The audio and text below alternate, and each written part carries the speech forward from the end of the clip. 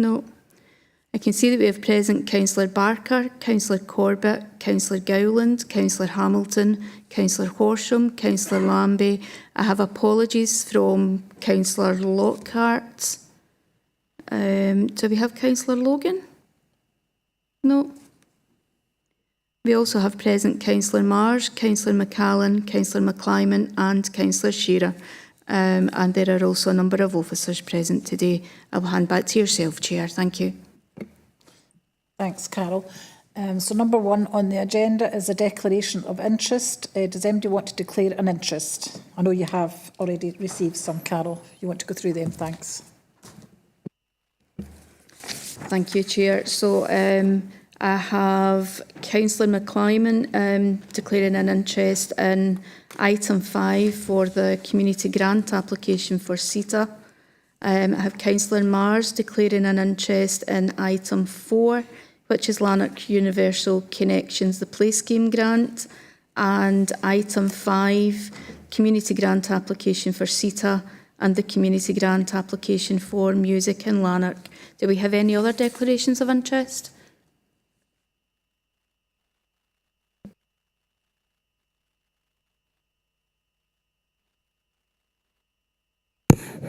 Hi, can I declare an interest for agenda item number the grants at C, Law OAP Association? Thank you.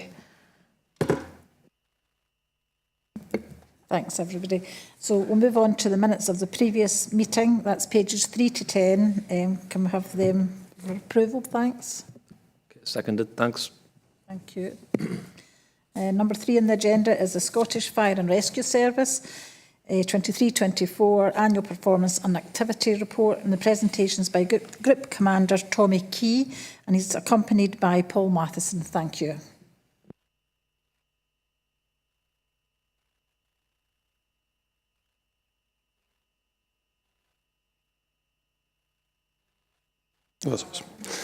Right. Good afternoon, Chair. Good afternoon, everyone. As Chair said, I'm Group Commander Tommy Kay. I'm Head of Prevention, Protection and Preparedness across Lanarkshire.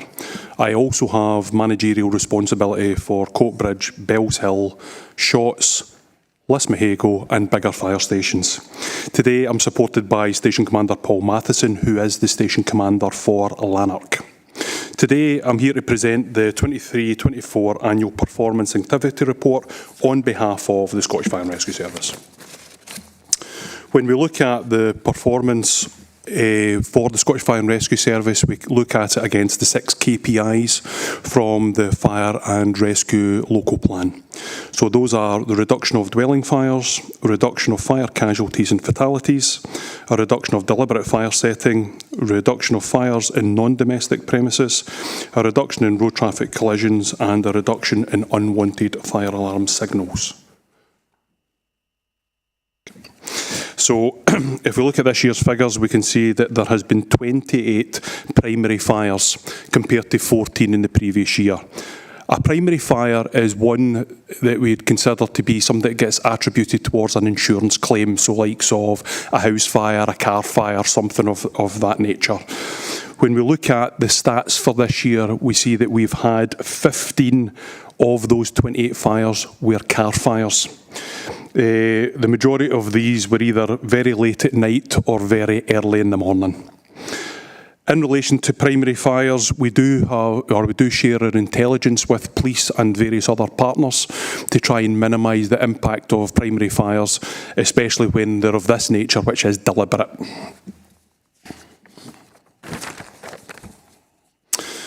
We'll then move on to secondary fires. Secondary fires, again, we're seeing a rise to 155. A secondary fire is generally classed as either rubbish or grass. When we look further into the stats, we can see that 50% of them were relating to refuse rubbish and 50% was grass. But again, with the deliberate nature of these type of incidents, we again share the operational intelligence with police and various other partners. But also in relation to deliberate fire events, we also deploy our community action team to go out into schools and target other youth groups who we believe are responsible for setting the fires to try and minimise the impact that we have on them. Next, we have accidental dwelling fires. Again, we're seeing a reduction in accidental dwelling fires, which is obviously good news, because most times we have fire deaths and fire casualties that is within the home. What I can say regarding accidental dwelling fires is that 75% of them happened from 6 p.m. at night through to the early hours of the morning. 10 were due to cooking. 16 started within the kitchen, although only 10 were associated with the cookers, etc. And 5 of those incidents, the person was suspected to be under the influence or drink or drugs. Again, we continue to deploy our community action team to provide home fire safety visits, as we do with our operational fire stations. And during the period, we conducted a total of 594 home fire safety visits. 275 of them were to people considered to be at risk from fire. Okay. Next, we have all accidental other buildings. So other buildings are more your commercial type entities. So again, we're seeing a reduction in these type of fires. However, we continue to deploy our fire safety enforcement team once we've had a fire in any commercial building to offer fire safety advice, but more importantly, to make sure that the buildings are fire safety compliant, so that we're allowing people to resort within those buildings safely and allow us to maximise the fire safety legislation that applies to them. Fatal fire casualties. So unfortunately, we have to report there were 2 fatal fires, fire casualty or fire deaths, within the period. One within Lismahago and one within Kirkmere Hill. As a result of both those fire deaths, we have conducted post-domestic incident response. It's where we go in and target the local community to try and offer reassurance and conduct home fire safety visits to try and improve the safety within those homes. The second, we have permission from the Procurator Fiscal. We will run case conferences with various partners to look and see if there can be any lessons learned to try and minimise the amount of fire deaths that we have within the Clydesdale locality.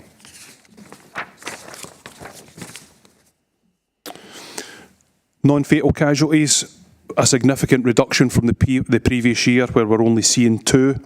The 2 that we have were from one incident, and it was the same incident as one that we had a fire fatality. So again, any incidents we have, we continue to deploy our community action team and crews to offer PDIR, the post-domestic incident response, to offer that public reassurance piece. Next, we have special service road traffic collisions. So we are seeing a slight reduction from the previous year of 1. However, the national trend is that we are seeing a high proportion of road traffic collisions nationally.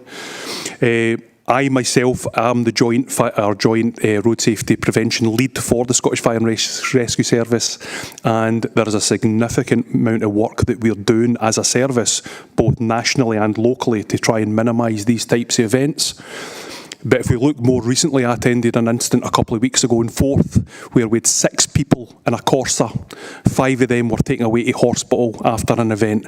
So, we are seeing a lot of events where there's multiple people being taken away from the one incident. So we will start seeing, or I do believe we will see a rise in that. But again, we do deploy our community action team to offer road safety guidance, road safety advice, and we also share our intelligence with the police and also share our intelligence with Transport Scotland, so that we're getting that national picture. And also we try and work with partners to see how we can try and minimise these types of events.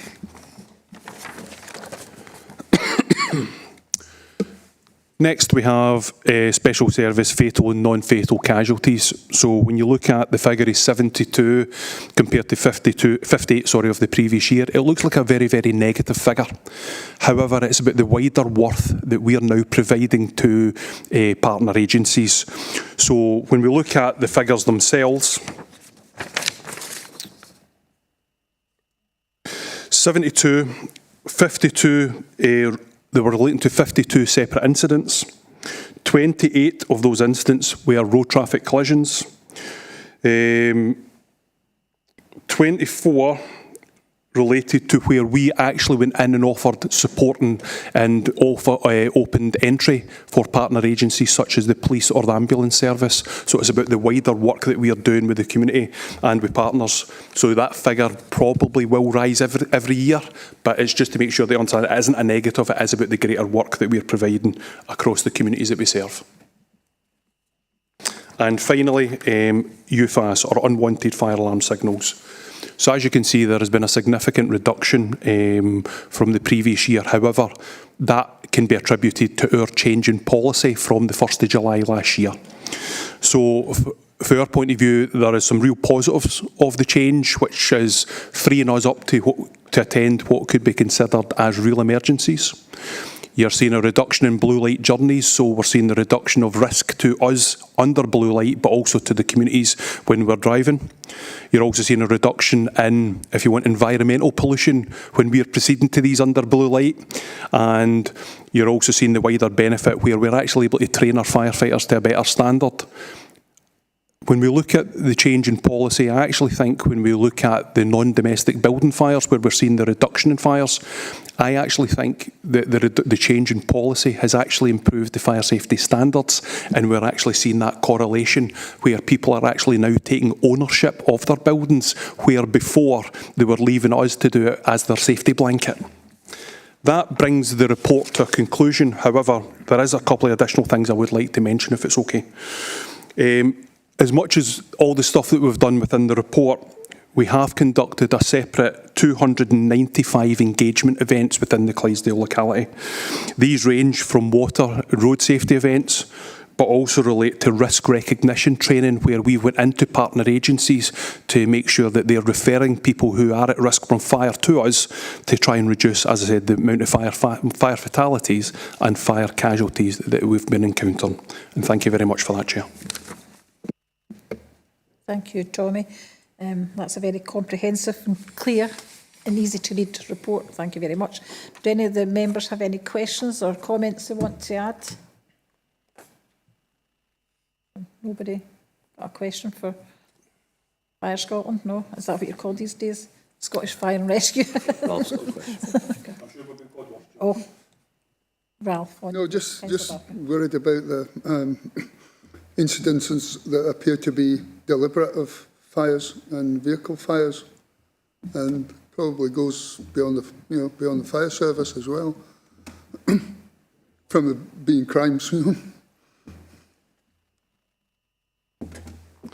In relation to your point there, absolutely. When we're seeing vehicle fires or any other deliberate fire, we are now got a weekly tasking meeting with the police and with other partners, and we are absolutely sharing that intelligence to try and see where we can see the trends, but also then it allows both the police and us to deploy our resources into those areas.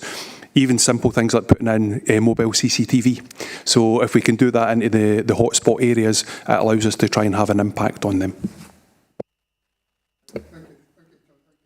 Thanks for your response. Do we have any further questions, comments? No? Oh, well, I was glad to hear there's not been any water incidents. I presume you would report them through this as well, as in people in the Clyde, because we've had that in the past, where they've, you said you had some training there, so, yeah. So in relation to water rescue incidents, I've been a fire officer for 31 years and I've lived in Lanark, where we get quite a lot of incidents up at the Falls of Clyde and everything. And I think we've been very fortunate that we have had nothing over the last 12 months. However, it's not to say that we haven't been attending water-related incidents where we've actually rescued people. I think there's a positive steps happened this year where the council and North Lanarkshire Council have came together with partner agencies to create what is called the PAWS approach to water safety, which is Partnership Approach to Water Safety is the acronym. And we will see the benefits of that, where collectively we are coming back looking at all the watertight water events that are happening and seeing if we can put measures in place to mitigate them or indeed try and stop them happening in the first place. We as a fire and rescue service were also watching things like social media, because we're aware there are at certain times of the year we've got kids tombstoning into water areas and things like that are causing incidents. So we are trying to be reactive to where we're seeing events and try to deploy our community action team to offer education to try and minimise the impact of them. Thanks, that's good to hear. I'd like to thank you both for attending today. So there's no more questions or comments, so if you wish to leave, if I were you, I would go. Oh, you've got the chance. Thank you very much. Thank you. Thanks. Okay then, we'll move on to number 4, which is the Play Scheme Grant Applications 24-25, pages 11 to 12. And Carol, if you would like to go through that, thanks. Thank you, Chair. First of all, obviously Councillor Marsh has declared an interest in this item, so if we can just get Councillor Marsh to leave the meeting, and we will send you an email once you can join again. Okay, I can confirm that Councillor Marsh has now left. Okay, so this is our annual report on the Play Scheme Grant applications for 2024-2025. As you will see on the report, there's only been one application this year, which is from Lanark Youth, Family and Community Learning Services, which sits under Lanark Universal Connections. They are applying for summer, October and Easter period, and therefore the recommended amount is £660, Chair. Thank you, Carol. I would like to recommend the report. Okay, seconded. Thanks, Ross. Okay, so we'll move on to the community grant applications. We'll need to get... Okay, how are you going to do this? Because Julia's obviously out just now. You're bringing her in.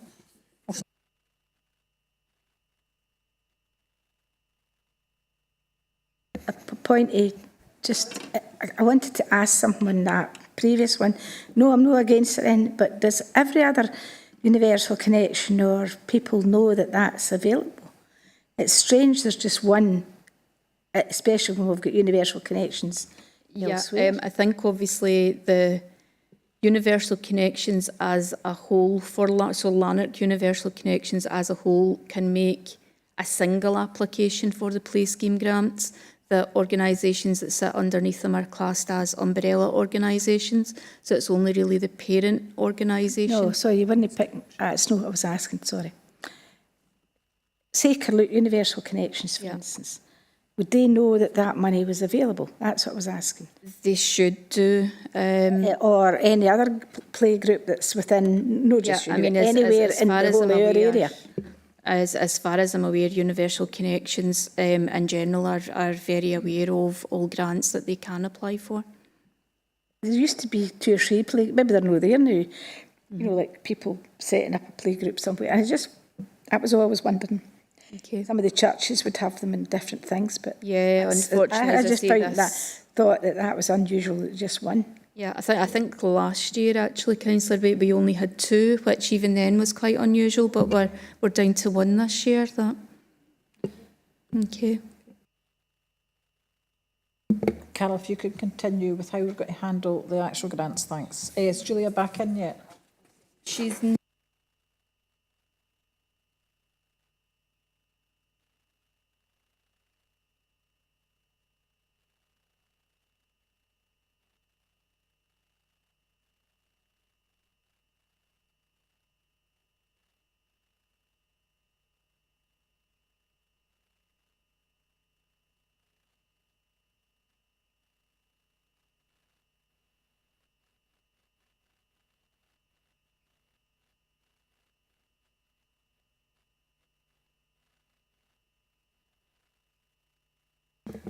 Okay then, Carol, if you want to continue, thanks. Thank you, Chair. So this is a regular community grant application report. So we have 7 community grants within this report.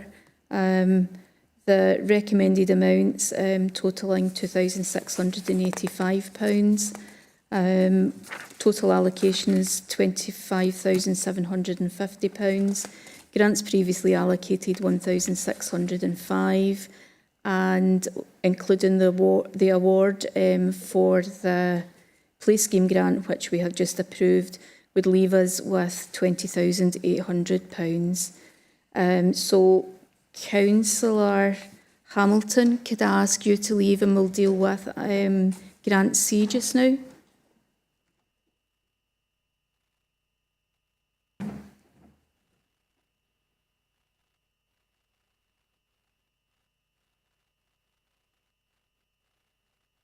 Okay, thank you. So Grant C is Law OAP Welfare Association.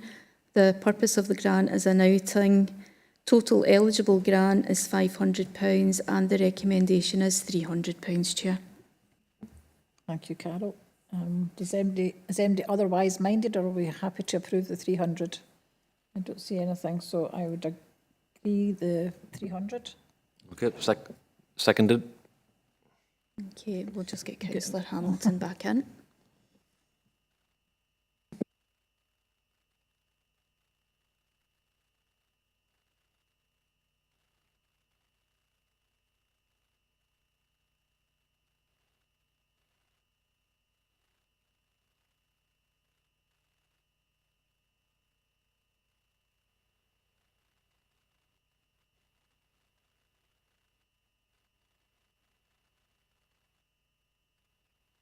Okay, and we're now moving on to application E, which is Clydesdale International Twinning Association, and Councillors McClymont and Marsh have both declared an interest. Councillor McClymont has left the meeting. Councillor Marsh, could I ask you to leave and we'll deal with the application for CETA and for Music in Lanark? Thank you. Okay, obviously we now have, the Chair has declared an interest and left the room, so Councillor Gowland as Deputy Chair will take this item of business. So I will just talk through the community grant. So the application is Clydesdale International Twinning Association, Lanark.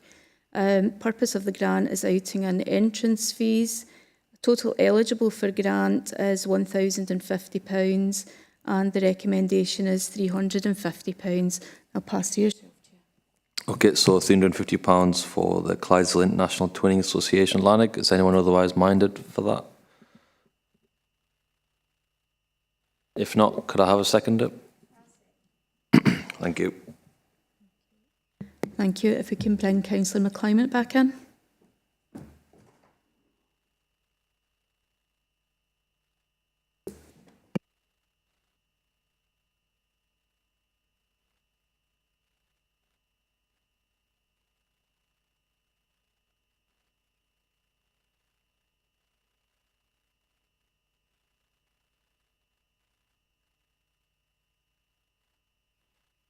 Thank you. So we now have Councillor McClymont back in the room. If we now deal with application F, which is Music in Lanark.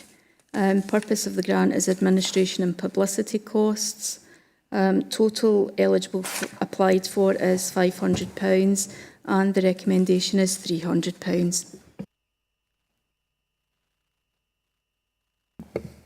Thanks, Carol. Is MD otherwise minded, or we're happy with the 300? Okay, then I move to grant the 300. Seconded. Thank you. We can just invite Councillor Marsh back. Okay. Let's go through them one by one here.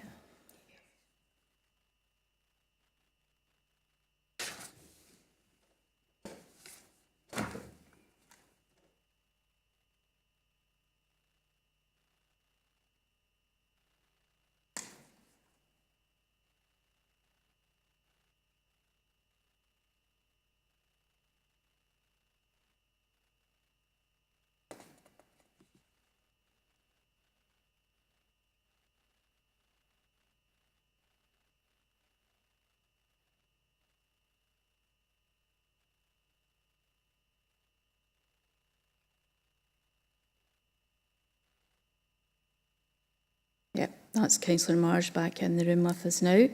Okay, so if we can now move to application A, which is St John's Church Guild, Carluke. Purpose of grant is an outing. The total eligible applied for is £600 and the recommendation is £300, Chair. Thanks, Carol. Is MD any other suggestions, or are we happy with the 300? Don't see anybody, so we'll agree the 300. Seconded. Thank you. Application B is Con Scotland Limited, Lusmahago. Purpose of the grant is equipment and materials. Total eligible grant applied for is £1,000 and the recommendation is 600, Chair. Is MD otherwise minded? No. Okay. So Seconded, thanks. Okay, so we've dealt with application C. Application D is Waterside WRI, Lusmahago. Purpose of the grant is an outing. Total eligible applied for is £400 and the recommendation is 300, Chair. Is anybody otherwise minded? Don't see MD, so we'll agree the 300. Thank you. Seconded. Thank you, Chair. We've dealt with application E and F, which leaves us with application G, which is Bigger Foods Growing Group. Purpose of the grant is materials. Total eligible grant applied for is £890 and the recommendation is 535, Chair. Is anybody otherwise minded? I'll agree the 535. Seconded. That takes us to the end of the grants, and we have no other urgent business. I'd like to thank everybody for attending today and those online. Bye.